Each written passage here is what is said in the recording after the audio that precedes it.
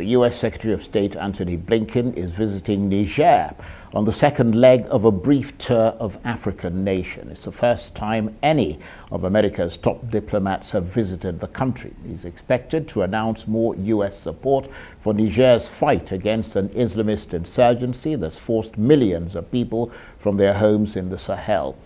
The United States has been losing influence in Africa to China and Russia. And Mr. Blinken's trip, which also saw him visit Ethiopia on Wednesday, is an attempt by Washington to re-engage with the continent.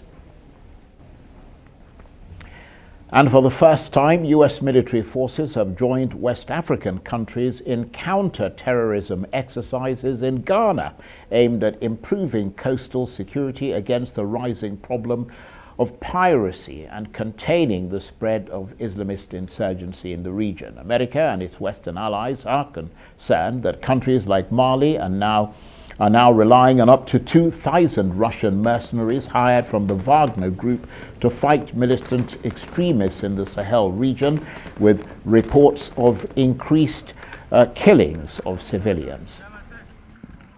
No one person, no one country can solve it by themselves.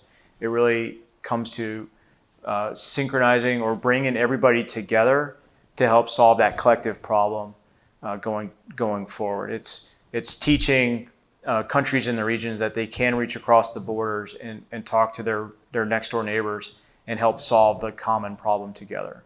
It's listening to the people. It's listening to our partners and what their needs are. I think that continuation of that theme is going to be very beneficial to the United States, I believe. The threat now is not a country-to-country threat. What we are facing now is more of like an implosion, where we have people in there, they dress like you, they are in within the populace, you wouldn't even know who they are. So now our training has moved from conventional warfare to try to teach our guys unconventional warfare, such as searching of rooms, searching of houses, conducting raids, conducting hostage rescue, and all that. So the threat has made even the armed force evolve and change some of the things that we do. Well, for more on Antony Blinken's visit to Niger and those U.S. counter-terrorism drills in West Africa, let's speak to John Offei Ansah. He's the editor and publisher of Africa Briefing, and he joins me now from London. Good to see you, John. Let's start with what clearly is a historic visit by Antony Blinken to Niger in West Africa. Increasingly, the U.S. wanting to partner with Niger in the Sahel, having seen what's happened with coups in Mali and Burkina Faso there. So, a significant visit. Yeah, it is quite a significant visit, as you put it, yes. Because Niger, number one, is among the countries in the Sahel battling Islamic, jihadist insurgencies. And again, Niger, the president, Mohamed Bazoum, right, is one president who, spoke against the coups in Burkina Faso and Mali, and again spoke against, the Mali's engagement of the so-called Wagner mercenaries, in that country, in Mali. Okay, and again, the U.S. likely because, look, he seems to be quite democratic. I mean, he doesn't take any unilateral decisions, especially on security, right? Anything, he consults the parliament, and takes a concerted action or concerted, a concerted decision when it comes to security. So this actually has endeared him to, the West, especially the U.S. And also, we mustn't forget this very small matter of Niger's huge uranium deposits. I mean, it has about 5% of the global uranium deposits. So that also is a small matter that we mustn't discount.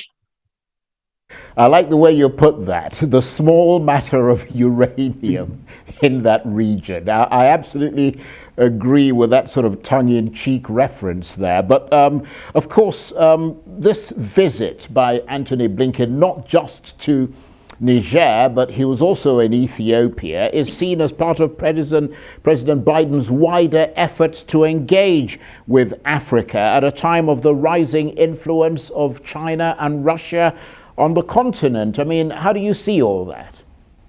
Yes, I mean, look, the U.S. feels, can I say, threatened, by, the China and Russia's influence, in Africa. Okay, and look, this is since the beginning of the year we've had a high-profile, visits by senior U.S. officials. The latest was by the First Lady herself, Dr. Jill Biden, and I think next week or so, the Vice President Kamala Harris is going to visit Ghana and Zambia and other countries. So, I mean, it's quite welcome. It's quite refreshing that this particular U.S. administration, Biden administration, is, making steps, taking concrete steps to engage Africa, unlike, his predecessor, Donald Trump. So, I mean, it's a big welcome. And again, when it comes to Ethiopia, look, Ethiopia, was, or can I say, still a strong ally of the U.S., in countering terrorist activities in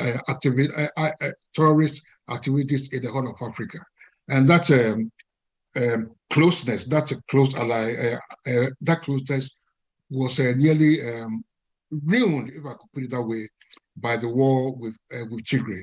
But since the peace, accord was signed between the Ethiopian federal government and Tigray, I think the relationship, is stalwart. I remember because of accusations of human rights, abuses, by the federal government against Tigrayans, the U.S. actually removed Ethiopia from the AGOA, the African Growth Opportunity Act, which allowed preferential access of Ethiopia's textile products into America. But that, I think, is going to reverse. So it's quite a reflection that there's been a thaw in relations between the U.S. and Ethiopia. Briefly, you mentioned Ghana there, John. You are, of course, from Ghana, and the country engaging in counter-terrorism exercises with the U.S. I mean, that's a fairly rare occurrence in the sort of the West African region, and that appears to be because of concerns that thousands of Russian mercenaries are now in countries like Mali. I mean, mercenaries from the Wagner Group. Yes, look, when it comes to the Wagner Group, personally, I don't have any qualms about that because, look, France was part of the Operation Barkhane since 2012, and what could they do? They couldn't do anything, right? And I have it, on authority that, look, even France was in cahoots with some of these jihadists, in Mali, in Burkina Faso.